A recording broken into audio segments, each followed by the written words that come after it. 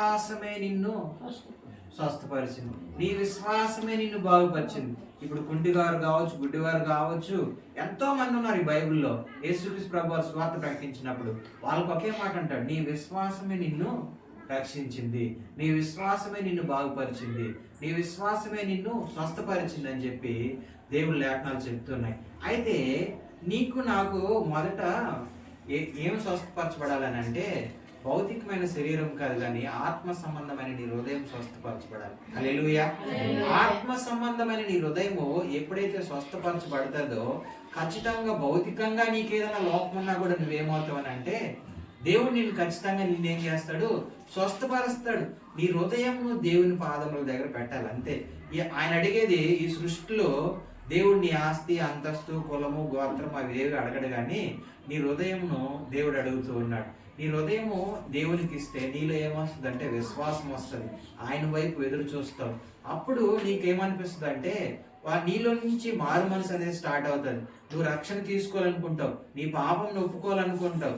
మనము అపరాధముల చేత చచ్చి ఉన్నప్పుడు ఆయన ప్రేమ చేత ఏం చేశాడంటే ఆయన క్రీస్తులో ఉన్న కృప చేత మనల్ని అందరినీ కూడా ఆయన ఏం చేశాడు, ఈరోజు రక్షించుకుంటూ ఉన్నాడు.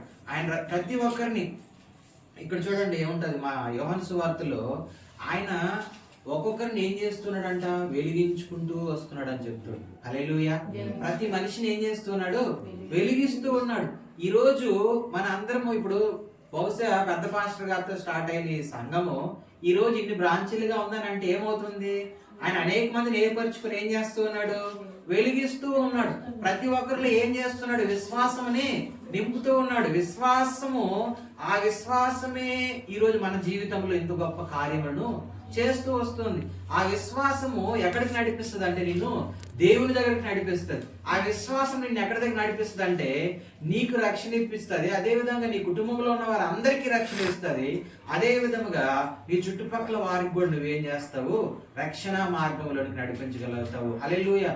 నేను రక్షణ అంటే బాప్తిసం కాదు, దేవుడు నాతో మాట్లాడిన తర్వాత 1 year 1 సంవత్సరంలోనే 17 మంది మా ఇంట్లో వాళ్ళు రక్షణ పడ్డారు.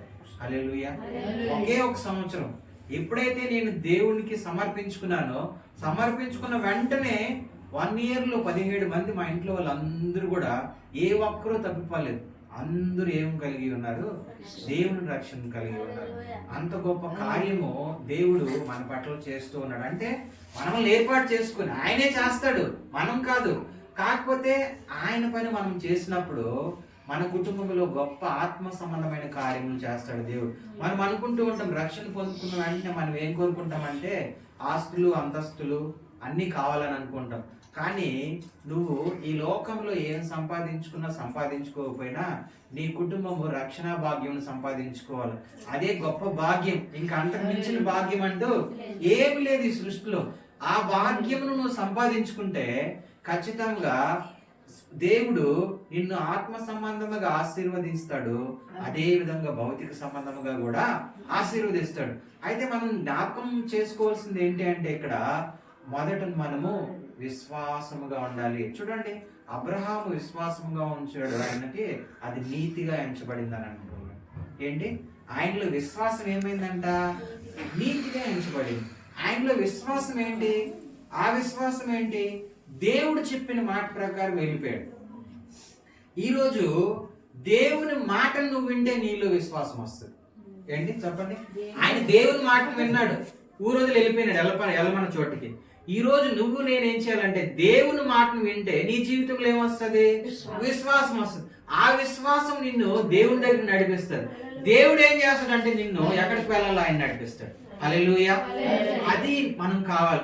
మనం కావాల్సింది ఏంటంటే ఈ లోకంలో ఉన్నటివి ఇక్కడ మనం జీవిస్తున్నాం కాబట్టి ప్రతి ఒక్కటి ఈ భూమి మీద మనకు కావాలి. కానీ అన్నిటికన్నా ముందుగా పరలోక సంబంధమైనది, ఆత్మ సంబంధమైన ఫలం మనం పొందుకోవాలి. ఆత్మ సంబంధమైన ఫలం మనలో ఉంటే ఖచ్చితంగా భౌతిక సంబంధమైన ఫలం కూడా దేవుడు ఇస్తాడు. అందుకనే దేవుడు అబ్రహాము, చూడండి, అబ్రహాము కూడా విగ్రహారాధికుడే. 75 సంవత్సరం వరకు దేవునికి దూరంగా ఉన్నవాడే, కానీ దేవుని మాటను విన్నాడు. హల్లెలూయా.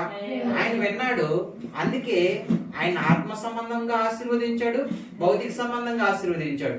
ఆయన విశ్వాసము దేవునిలో అంత గొప్పగా పెంచుకున్నాడు, ఎదిగించుకున్నాడు. ఆయన ఈ రోజు నువ్వు నీ విశ్వాసం నా విశ్వాసం ఇప్పుడు 20 సంవత్సరాలు 30 సంవత్సరాలు అయింది, మనం ఎక్కడున్న వారం అక్కడే ఉన్నాం అనుకో, మనలో విశ్వాసం ఎదుగుతూ ఉందా అంటే విశ్వాసం అంటే దేవునిలో మనము ఎదుగుతూ ఉన్నామా లేదనేది మనం జ్ఞాపకం చేసుకోవాలి. ఎందుకనంటే ఈరోజు విశ్వాసం అనేది మన జీవితం మారుస్తుంది. హల్లెలూయా.